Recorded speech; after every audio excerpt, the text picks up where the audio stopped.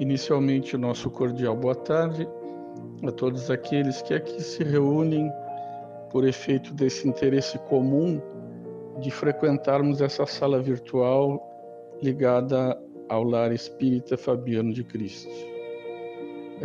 Nós temos hoje, nesse final de tarde, a análise do Livro da Esperança pelo Espírito de Emmanuel, na psicografia de Chico Xavier.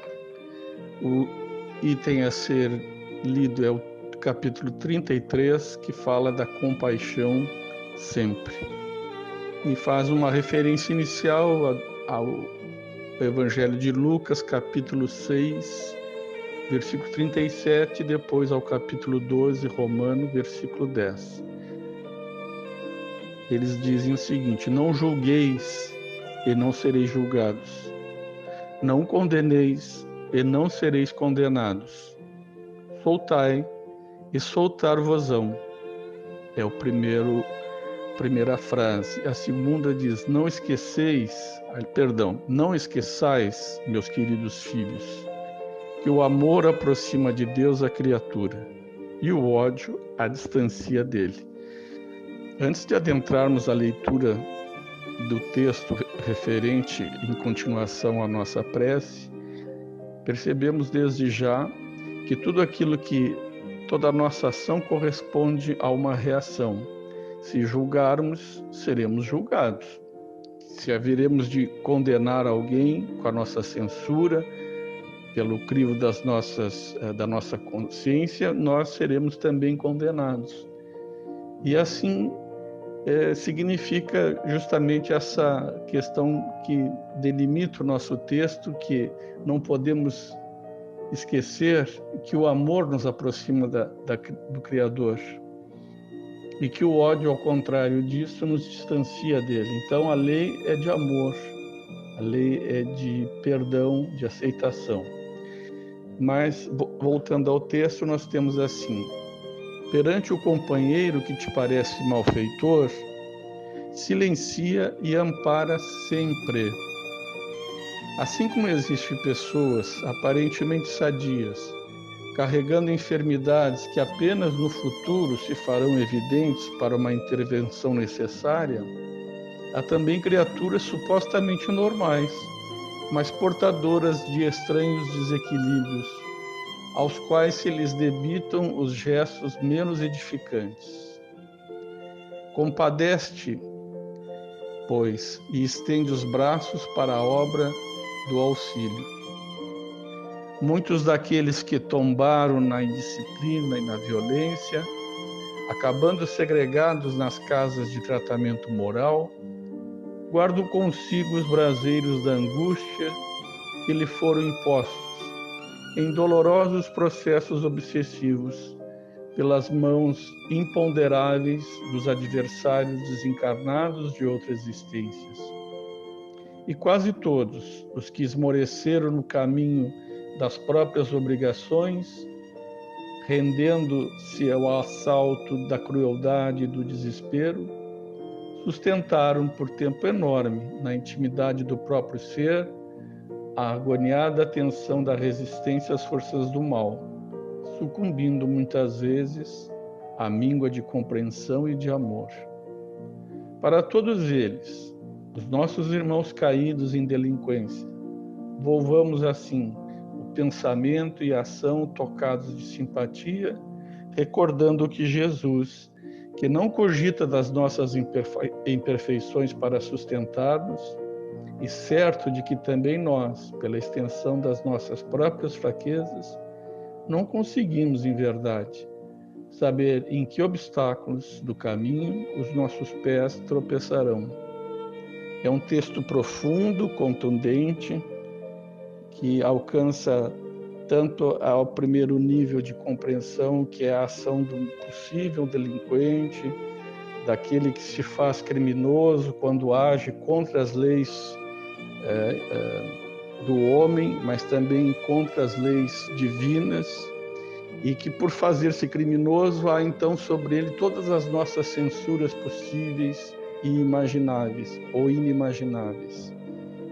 Porque nós assim o fazemos com ar de superioridade, como se nós nunca antes houvéssemos tido uma fração qualquer de erro em nossas condutas. Julgamos e de forma imperdoável.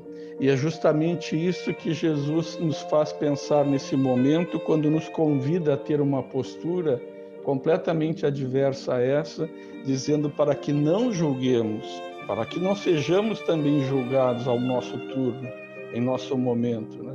E que, sobretudo, nunca condenemos, porque assim procedendo, poderemos ser condenados também.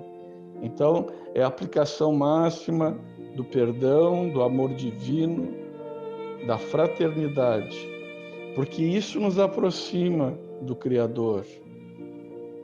O ódio, o rancor, a mágoa, a censura, tudo isso nos distancia completamente desse ser, dessa divindade.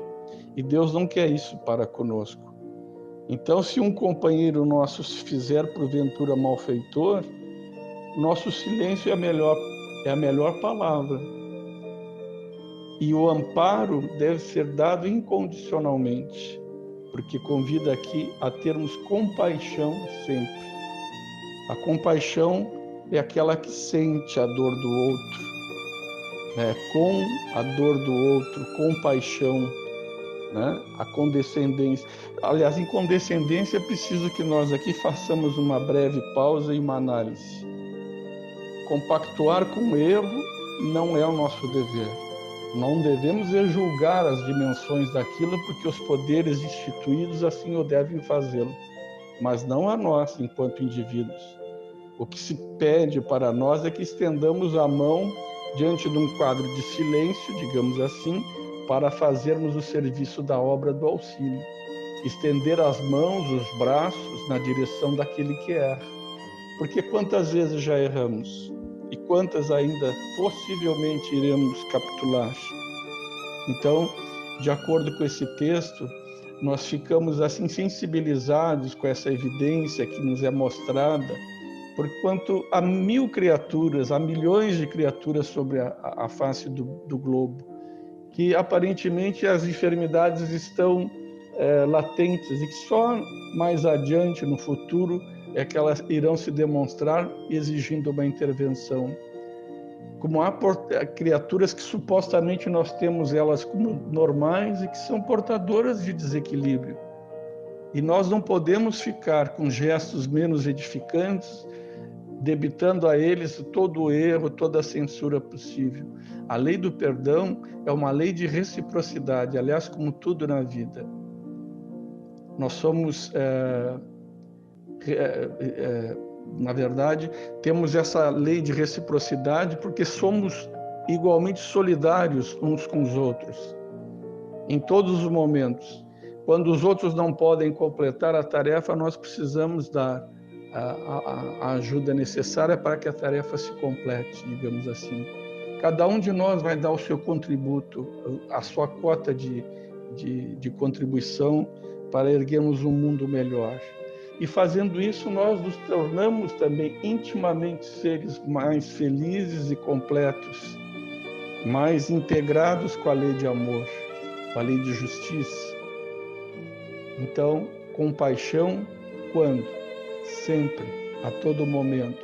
É isso que nos ensina Emmanuel quando se refere ao Evangelho de Lucas, capítulo 6, depois no capítulo 12, né, nos versículos que nós já lemos. Então, nós agradecemos o momento desse instante em que nos reunimos aqui para orar, para refletir e agora, depois de tudo isso, agirmos em consonância com tudo isso que nós estamos sedimentando em nós. Que após as leituras, as reflexões, nos imbuímos então de convicção, de força, de coragem para fazer aquilo que Deus espera que nós o façamos. Que a paz desse Mestre Jesus, de Fabiano de Cristo, de Deus como um todo, nos envolva agora e sempre. Que assim seja.